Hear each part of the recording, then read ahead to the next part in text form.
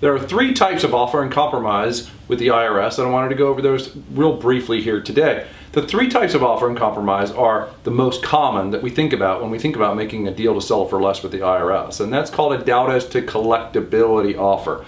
A doubt as to collectibility offer is the type of offer that you make when everybody sort of agrees that there's no way you're ever going to pay your tax bill. There's no way you could ever afford to do so.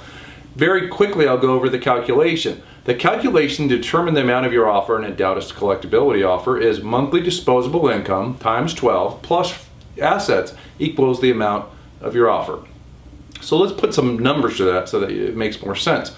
If your monthly disposable income was $50 and you multiply that by 12, that's $600. And let's assume that you have zero assets. So that means that you could make an offer that's likely to be accepted from the government for $600.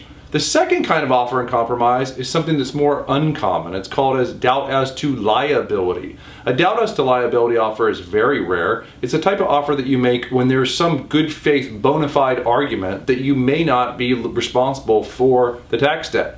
Now, the thing to know about a doubt as to liability offer is that if you've had a notice of deficiency sent to your home or to your last known address, your last filing address, then your doubt as to liability chances are very, very low. The government will not even entertain your doubt as to liability offer because you've been deemed to have had an opportunity to dispute that case in the tax court when they issued you a notice of deficiency.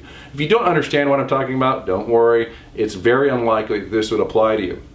Now, the third type of offer is actually called effective tax administration, or ETA. Effective tax administration is the type of offer when everybody agrees that theoretically you have the ability to pay, but it would still be very unfair in order to force you to pay. And let me give you the classic example. The classic example is a retiree, say over age 65, who has equity in a home but doesn't have anything else with which to pay the tax debt. Let's say they owe $100,000 and they have $150,000 equity in their home.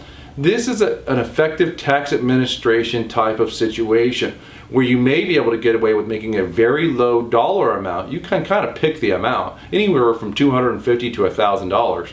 But you can pick the amount and hopefully the government will basically take pity on you and accept your offer.